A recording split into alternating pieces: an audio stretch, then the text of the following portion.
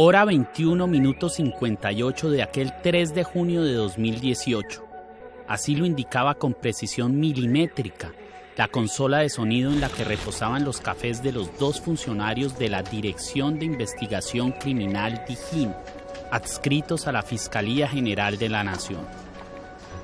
Con los audífonos puestos, escuchaban atentos las interceptaciones realizadas a un teléfono móvil perteneciente a José Guillermo El Ñeñe Hernández. ¿Cuándo nos vemos? ¿Cuándo va a Bucaramanga, compadre? ¿Qué las elecciones? En la Nemo. No, toca meterle duro a esa mierda, y llevar y mandar plata para la gente para que salga a votar y toda la mierda. Yo me diría eso. Aquí en San Martín y a todos yo les dejo de a 50,000 pesitos para que vayan y voten. Claro, para que vayan y voten la gente. Las escuchas habían sido ordenadas por el fiscal a cargo de la indagación preliminar dentro del proceso por el homicidio del joven de 28 años llamado Óscar Rodríguez Pomar, hijo de un reconocido sastre propietario de la boutique de ropa masculina GQ, ubicada al norte de la ciudad de Barranquilla.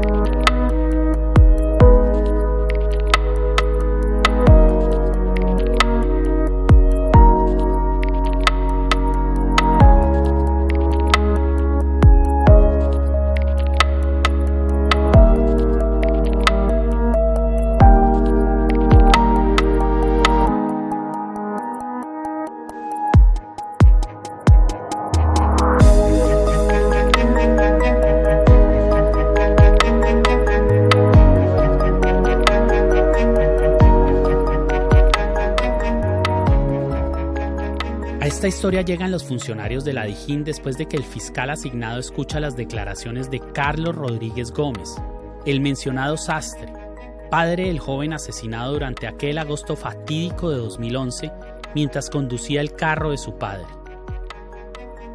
Durante la diligencia, el hombre desconsolado le contó al fiscal cómo el destino le había regalado a su hijo esos 6 tiros mortales que eran para él.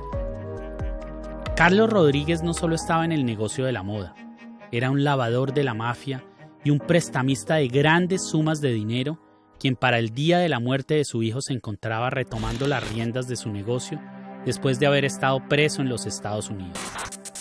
El sastre, en su condición de prestamista canalizador de divisas oscuras, llegó de Norteamérica a cobrar las millonarias cifras en dólares que le adeudaban varios de los miembros de esa oligarquía costeña, que acostumbraban a pagarle cuando ya el ganado había crecido o cuando confirmaban que las avionetas habían aterrizado sanas y salvas.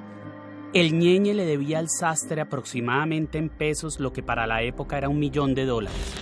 El mafioso prefirió pagárselo en plomo y por eso le pidió a Marcos Figueroa, su socio de cartel, que le organizara el homicidio, el cual fue ejecutado por un sicario distraído que terminó matando al hijo y no al papá.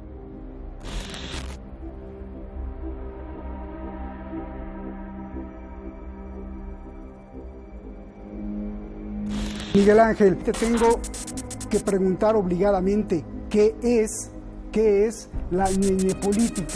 Pues la ñeñepolítica es una herida abierta que no ha cicatrizado, Roberto, es una asignatura pendiente. Es un fenómeno electoral que deslegitimó, que contaminó el triunfo del presidente Duque. Además que nace como un accidente, un doloroso accidente. Recordemos que la ñeñepolítica es la intervención de un individuo oscuro, soterrado, subterráneo, del mundo más oscuro de la delincuencia, que le hacen un préstamo económico y que a partir de eso, por la necesidad de no pagar ese préstamo económico, decide asesinar a su acreedor, con la trágica eventualidad de que a quien asesina es a su propio hijo, un muchacho, Oscar Eduardo, de 26 años. A partir de ahí la Fiscalía o la Justicia inicia una investigación muy rigurosa para establecer los móviles del asesinato, pero en esas interceptaciones se dan cuenta que lo que habla el Ñeñe Hernández no es con relación a los móviles de un homicidio, sino cómo financia las estructuras delictivas del narcotráfico la campaña del presidente Duque, y ahí nace la ñeñepolítica. Es decir, esa piedra en el alma del uribismo que todavía no cicatriza y que ojalá termine con detenciones, porque detrás de todo esto está Álvaro Uribe Vélez, Roberto, el último gran criminal de Colombia, el Matarife. El Ñeñe Hernández era un narco reconocidísimo y además detrás del cual andaban las autoridades de este país y las autoridades de los Estados Unidos, por lo menos. Las autoridades de Estados Unidos estaban trabajando la investigación del Ñeñe junto con las autoridades colombianas y lo estaban chuzando y lo estaban siguiendo y estaban buscando sus contactos y sus negocios y sus bienes, todo eso que se los quitaron. Al Ñeñe Hernández lo investigaban por lavado de activos y narcotráfico desde 2007, ¿sí? A raíz de las denuncias de Gonzalo Guillén, que es una estructura mafiosa del narcotráfico que dirige Marquitos Figueroa. Y sobre el cargo específico del Ñeñe Hernández, es el brazo político de la organización, o sea, es el contacto de la organización con los políticos. Eso según el organigrama de autoridades de Estados Unidos. Pero eso tiene un sustento fáctico de fechas y de documentos que vienen de la Fiscalía General de la Nación y de la DIJÍN, y en donde el propio fiscal, en ese entonces, de fiscal Bacrimdi, de las finanzas criminales, el 11 de junio de 2019 dice: hemos dado el golpe más contundente al narcotráfico y a las finanzas del narcotráfico. Él dice que es 1.2 billones de pesos representados en 6.000 hectáreas de vocación ganadera, 10 establecimientos de comercio, 11 sociedades relacionadas con el comercio de hidrocarburos, 76 vehículos de alta gama, que entre los cuales está el vehículo que yo digo que le prestó los servicios a la campaña Iván Duque. Con el cuerpo de Óscar Rodríguez avaliado y tirado justo al frente de la sastrería, en la calle 72 con carrera 48 de aquella ciudad empotrada en el trópico, inicia la investigación de un crimen común, otro más de esos que albergan las bandejas frías de medicina legal que son el hotel de paso al que siempre llegan, cansados, los millones de muertos que dejan los narcos cuando ajustan sus cuentas.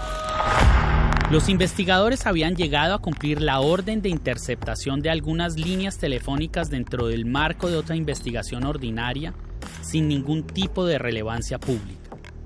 Jamás pensaron que a sus oídos llegarían las charlas amenas de un narcotraficante folclórico y varios personajes de la política nacional que gestionaban la compra de las elecciones por parte de un cartel del narcotráfico. El muerto, el hijo del sastre, había salido de fiesta a cantar el nombre del Matarife. El Ñeñe Hernández hacía parte del clan de Marquitos Figueroa, aliado y secuaz de Kiko Gómez, exgobernador de La Guajira que exportaba cocaína amparado por Álvaro Uribe Vélez y en asocio con funcionarios del Departamento Administrativo de Seguridad DAS, entidad dirigida por varios de sus empleados de confianza que luego fueron puestos presos por paramilitarismo, homicidios e interceptación ilegal de comunicaciones a periodistas y opositores. Kiko y Marquitos estaban económicamente relacionados con una larga lista de políticos ancestralmente reconocidos por dirigir agrupaciones criminales. Estructuraron bajo el amparo del uribismo varios grupos paramilitares y una red de sicariato electoral al servicio de la oscura oligarquía caribeña que se encargaba de eliminar a plomo o con amenazas a sus opositores de la arena pública. Francisco Gómez, gobernador del departamento de La Guajira, fue capturado por la Fiscalía, quien manifestó que hay suficientes pruebas para vincular al servidor público con narcotráfico, con paramilitarismo y homicidio de varias personas. Investigadores que denunciaron estos hechos aseguran que el expresidente Álvaro Uribe era muy cercano al gobernador de La Guajira y que con esta captura siguen cayendo aliados del uribismo por nexos con el crimen organizado. Llegó el periodista Gonzalo Guillén a declarar como testigo contra el político. Gómez Cerchar quiso intimidarlo. Acá en estos estrados es que quería conocerlo y enfrentarlo. ¿Usted pudo ubicar al menos a alguno de los autores materiales de la muerte del señor Henry Ustaris, sí o no? Vea, yo le voy a pedir un favor, a mí no me grite, me respeta. Yo no entiendo por qué estamos ya a punto de pedir guantes. La audiencia por fin entendió la intención de Kiko Gómez y su defensa, que se mencionaran los nombres de quienes aseguran que Gómez Cerchar es el responsable del asesinato de la exalcaldesa de Barranca Guajira, Yandra Brito, su esposo y su escolta. Sería importante, en aras de esclarecer los hechos, pues conocer ¿cuáles son los testigos? Guillén acudió a la reserva de la fuente y el juez lo respaldó. Así se evitó revelar los nombres de los testigos que el periodista grabó en video. Y me dicen a mí que no van, que prefieren cualquier cosa ir a declarar porque los van a asesinar. ¿Y a quién le atribuyen esos muertos, esas víctimas? A la organización criminal de Kiko Gómez y Marcos Figueroa. Estaba muy asustada. Me dijo incluso que el Kiko Gómez lo había amenazado personalmente, que algún día le había dicho: si me quiere usted matar a mí, tiene que buscar sicarios en Medellín porque todos los de La Guajira son míos. Se comenzó a hacer justicia porque son lo que yo he denunciado, investigado y documentado de Kiko Gómez y su banda son 131 homicidios. Y esto ya es una condena por 3. Por 3.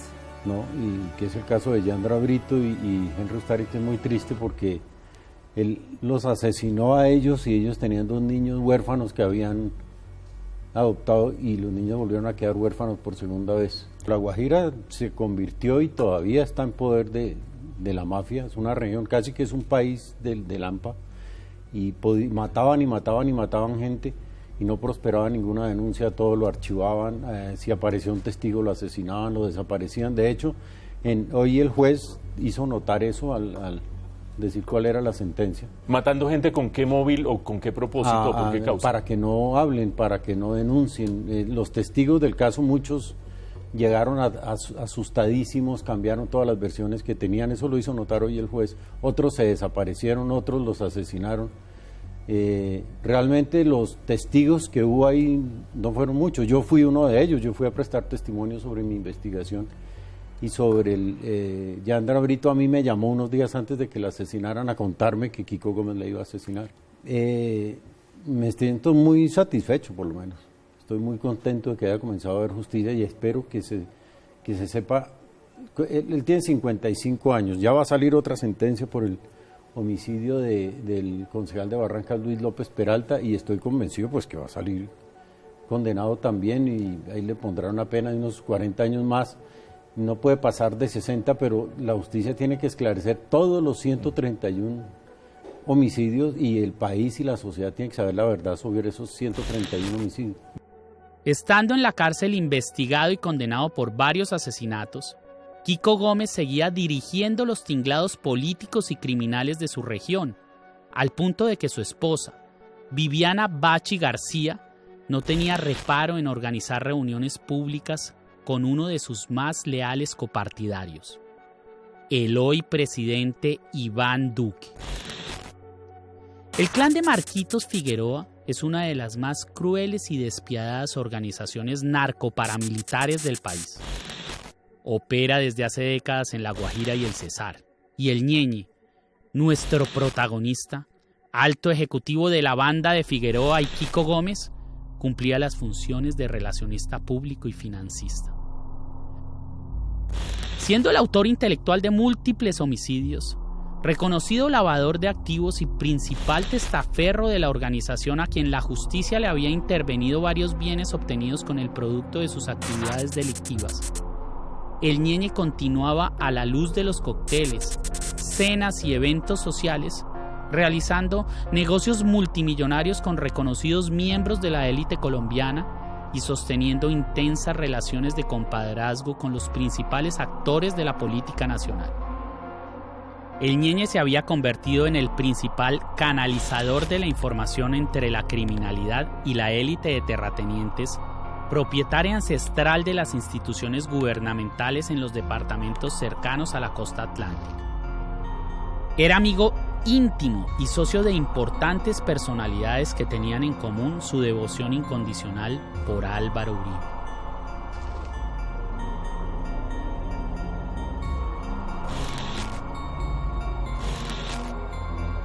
Sergio Araujo Castro es un alto ejecutivo del uribismo y uno de los niños consentidos de nuestro señor Masacre.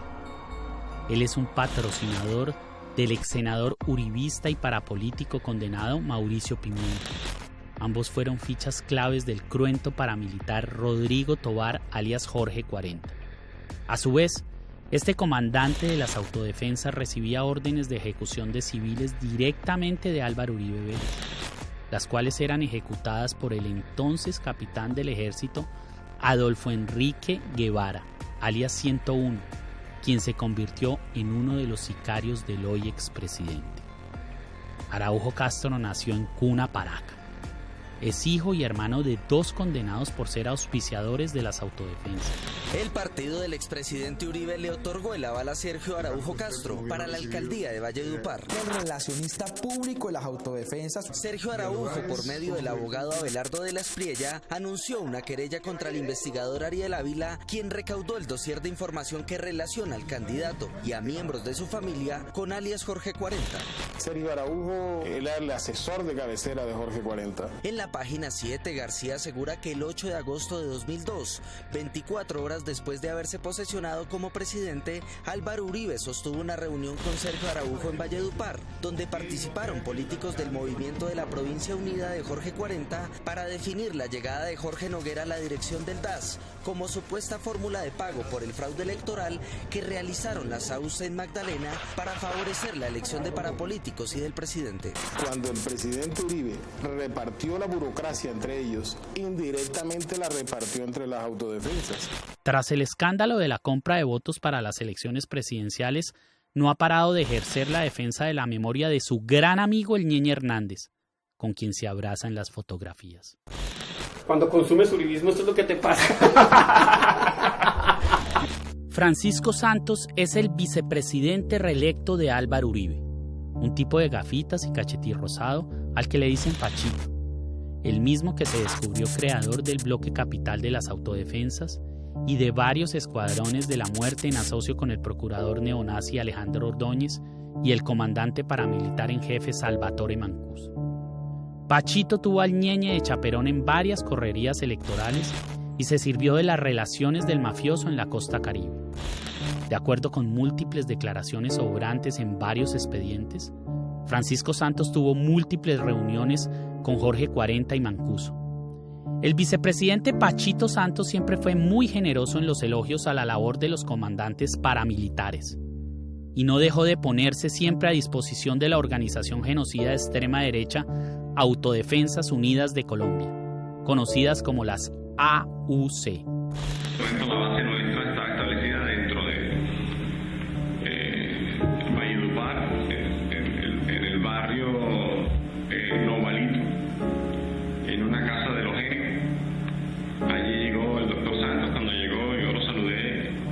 Pachito, ¿cómo está? Él me dijo, hola amor, ¿cómo estás? Me preguntó, bueno, ¿cómo va Carlos con la propuesta que le hice de la creación del frente en Bogotá? No se podía montar un bloque sin una persona que tuviese la suficiente influencia sobre las instituciones de seguridad y sobre la clase prestante de la capital de una república.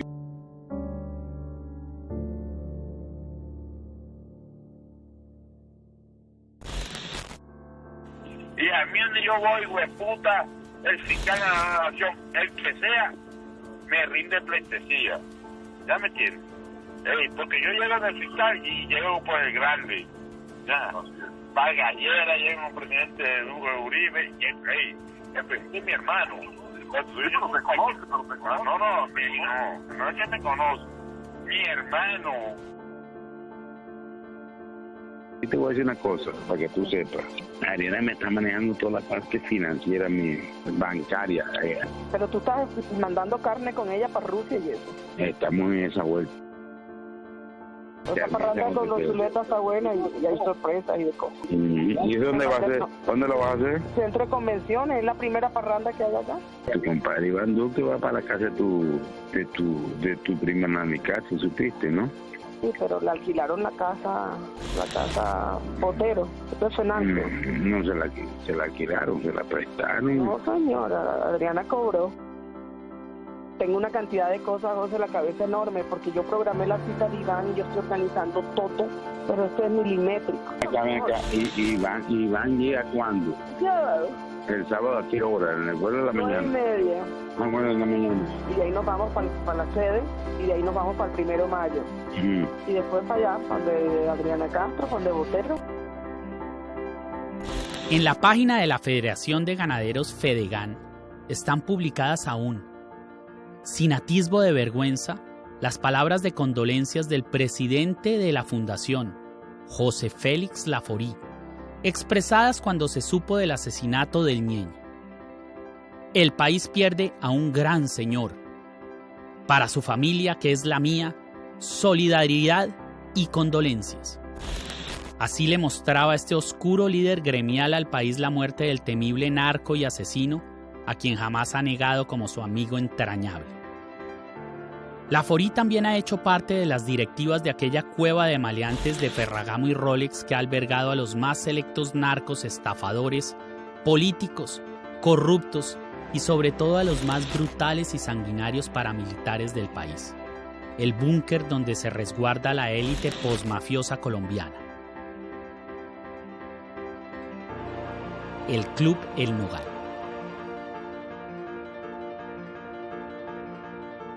Laforí fue un alto funcionario del gobierno uribista.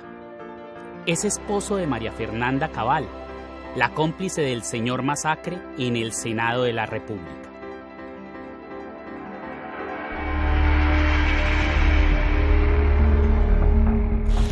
Este burócrata de la ganadería es otro más de la ralea monárquica de hacendados untados de muerte y corrupción. Fue sancionado por la Procuraduría por tráfico de influencias. Es un propiciador del despojo de tierras que ha dejado sin hogar a millones de campesinos colombianos. Enérgico promotor y defensor del paramilitarismo, además de encubridor de varias masacres que ha querido dejar en el olvido, y quien preside Fedegan, la federación que más vínculos directos ha tenido con los grupos de extrema derecha colombianos. Dicha federación fue puesta a disposición del Ñeñe como gestora comercial de los negocios de exportación del ganado que había obtenido a través del narcotráfico. ¡Estudien, vagos! ¡Lean! En una red de negocios en los sectores agropecuario, energético e inmobiliario, incluidas empresas en Panamá, país offshore, de acuerdo con una investigación del portal Cuestión Pública. Las polémicas se extienden a su esposo José Félix Laforí, presidente de Fedegan. En 2005 fue señalado por el ex jefe paramilitar Salvatore Mancuso de buscarle para que ayudara en la elección de Mario Iguarán como fiscal general. Cabal, según la web de la Cámara de Representantes, trabajó para el ente investigador dirigido por Iguarán desde ese año hasta 2007 como directora de Asuntos Internacionales. Laforí también fue señalado por Gis Medina de ser uno de los funcionarios del gobierno de Uribe que intentaron persuadirla para votar a favor de la reelección del expresidente. Alejandro Ordóñez, entonces procurador general y amigo de la pareja Laforí Cabal, absolvió al empresario ganadero y a otros servidores públicos. Fedegan, gremio que preside Laforí, firmó 8 contratos y 10 convenios entre 2011 y 2016 por más de 31.700 millones de pesos. De los 18 procesos, 10 fueron adjudicados de forma directa. Sobre sus aportantes de campaña se destacan 2. La Asociación de Bananeros de Colombia Augura, que en 2017 aceptó que algunos de sus directivos financiaron a las Convivir. Entre 2013 y 2019, Augura firmó 2 contratos y 6 convenios con el Estado por más de 49.356 millones. 2 procesos se adjudicaron de manera directa. El segundo es José Ernesto Macías, representante legal de Aportes San Isidro S.A.S., empresa vinculada al emblemático caso de reclamación de tierras conocido como Las Pavas. Estas son algunas de las relaciones que este narcotraficante dejó petrificadas en la vitrina de su Instagram, cuya clave se llevó a la tumba dejando su sonrisa desnuda en cientos de fotografías. Esa sonrisa de payaso perverso que hoy en día tanto político asusta. Las fotos de esa red social pusieron en evidencia sus vínculos estrechos con empresarios, funcionarios públicos de todos los niveles, instituciones y dependencias, y hasta con personalidades de la farándula como reconocidas modelos, promotores artísticos y cantantes. Los lazos más estrechos del Ñeñe eran con el alto poder. Con el actual presidente de la República, Iván Duque, eran amigos desde la infancia. Públicamente habían afirmado que eran como hermanos.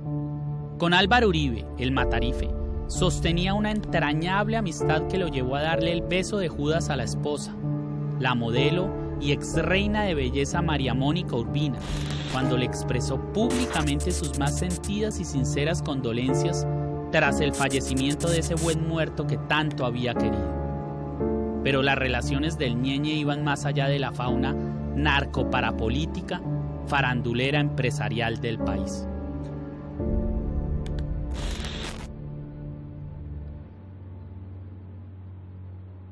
Hernández parecía ser parte de la cadena de mando de las fuerzas militares con las que llegó a entablar relaciones muy estrechas. Al Ñeñe le rendían honores coroneles, generales de la policía y el ejército.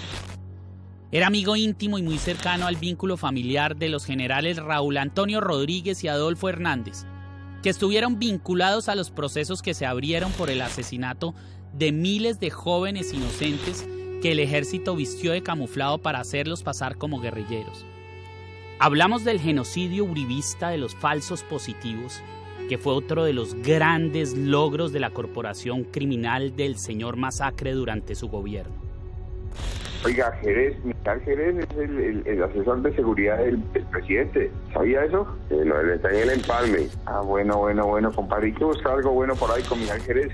Él está en el empalme. Yo lo llamé, él está en el empalme. Sí. Y por la policía está Miguel Guatibonza. ¿Ya?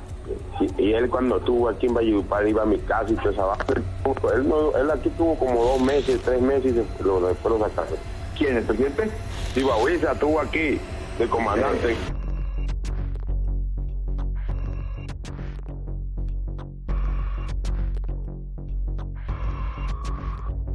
El narcotraficante nunca escondió la fraterna relación de años con uno de los militares insignias de la lucha contra el narcotráfico.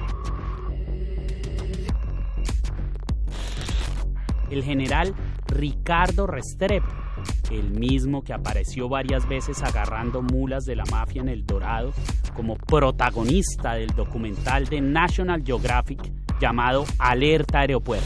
En El Dorado ya estamos superando los 700 kilos de clorhidrato de cocaína incautados en este año. Esto inclusive representa un incremento frente a lo que llevábamos el año pasado para esta misma época, que íbamos aproximadamente en 450 kilos de clorhidrato de cocaína. Aquí lo que nos toca a nosotros es seguir adelante, no desfallecer y tener, como siempre, la convicción de que esto lo vamos a acabar. Este prestante jerarca militar estaba dedicado a agarrar a los incautos que, manipulados por los narcos de verdad, se llenaban la panza de droga para salvar así del hambre a su familia. Mafiosos que son los que alimentan a las pobres mulas cargadas de cocaína que en el aeropuerto capturaba de vez en cuando el oficial. Ese es el comprometido militar justiciero que brilla en la pantalla. Allí está frente a ustedes, justo al lado del Ñeñe, que en la foto hace coquitos con su sonrisa mientras sostiene el whisky en la mano.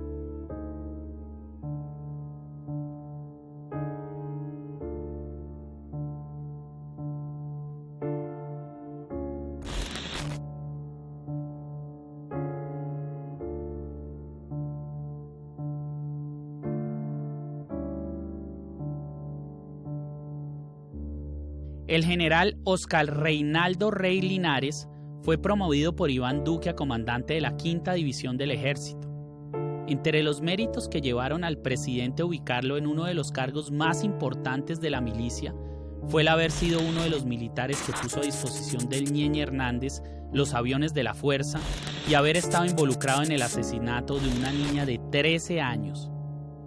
La menor y su hermano, pertenecientes a la comunidad indígena Wiwa-Kakuma, fueron presentados como falsos positivos. La Ñeñe llegamos a los falsos positivos.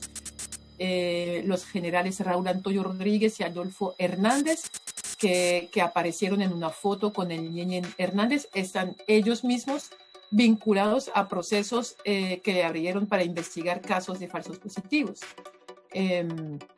Otro amiguito de Ñeñe era Jorge Humberto Jerez Cuellar, que fue denunciado por congresistas también por interceptaciones ilegales, que eso también es otro atropello a la democracia. También se me ocurre el general Oscar Reinaldo Rey Linares, quien pagó una recompensa, como eso se hacía, por la muerte de una menor indígena, y que él fue ascendido a una falsa que fue presentada por guerrillera muerta al combate, lo que no era cierto, y que fue ascendido a comandante de la 5ª División por Iván Duque. Eso significa que al general lo investigan por haberlos mandado a matar y después haberlos presentado como guerrilleros para cumplir con la cuota de muertos que necesitaba Uribe, y así decir que le había ido bien en su labor de justiciero en contra de las guerrillas comunistas. El matarife, cuando a balazos no grapa los labios, sabe callar con cuotas de poder aquellas bocas que lo pueden percudir. El coronel Jerez Cuellar, investigado por peculado, interceptación y perfilamiento ilegal de periodistas y políticos de oposición, era el asesor de seguridad de Iván Duque. Cuando ya el Ñeñe estaba reseñado en Colombia y en Estados Unidos como miembro de una organización delictiva, y estando varios de sus bienes en procesos de expropiación por narcotráfico, este alto oficial se ufanaba en redes sociales de la admiración que sentía por el narco homicida costeño, al punto que lo condecoró por los servicios prestados a la patria. José Guillermo, el Ñeñe Hernández, ponía y quitaba oficiales. Lo llamaban desde suboficiales hasta generales de varios soles para que les ayudara a cabildear bajas y nombramientos. Tenía a su servicio helicópteros y avionetas de la fuerza pública que utilizaba para sus viajes de negocios o para salir de parranda con sus amigotes. Este mafioso no solo manipulaba la institucionalidad del nuevo gobierno, sino que quienes lo cuidaban y consentían eran los mismos a los que el Estado les pagaba por atrapar. Claro, con Bonilla yo, hermano, voy a estar ahí y yo voy a llamar a Bonilla. Ahora que esté en tu finca, voy a decirle a Bonilla, a ver si vas hasta allá, hermano. Listo, entonces. No voy a llamar a Bonilla, voy a llamar a Bonilla, hermano, y a recomendarlo, porque hay que subir a Bonilla, hermano. Sí, claro, sí. Él a ti te aprecia mucho, la verdad. No, Bonilla conmigo ha sido elegante, lo que yo lo llamo y yo siempre te recomiendo a ti. Y dice, no, tranquilo, mi coronel. Y con Tío Aiza, pues yo lo que yo le diga a Tío Aiza, Tío Aiza son 10 votos, porque son él y 9 compañeros más, son 10 votos, recomiéndelo ahí. No. Por eso fue que lo mataron en Brasil, en donde Marquitos Figueroa, el amigo de los amigos del señor Masacre, tenía un pie puesto desde hacía varios años. El Ñeñe era otro más que lo sabía todo. Uribe tenía muy presente que existían grabaciones de las miles de horas de conversaciones que desde la muerte les llevó el hijo del sastre a los investigadores. Aquellas grabaciones que terminaron en manos de Guillén y de la Nueva Prensa. Audios que empezaron a destapar el alma de aquel oscuro personaje, que ya de senador, después de haber sido presidente, nombró como directora de su unidad de trabajo legislativo a una persona de toda su confianza, quien se llamaba Claudia Daza. La Calla, le decía. A la Calla fue a la que en plena efervescencia electoral se le escuchó la voz en ese teléfono pinchado cuando hablaba con el Ñeñe de los votos que la mafia le entregó al matarife para que pusiera a Duque de presidente, que más que un mandatario siempre ha sido la mucama servil y dócil de la corporación narcoparamilitar que ha reinado en Colombia desde los años 80 y que preside este genocida innombrable llamado Álvaro Uribe Vélez, de quien aún queda mucho por contar.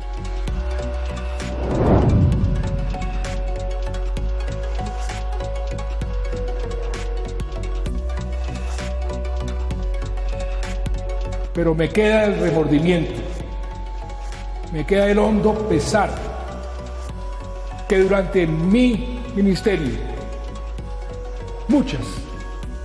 muchísimas madres, incluidas las de Soacha, perdieron a sus hijos por esta práctica tan despiadada.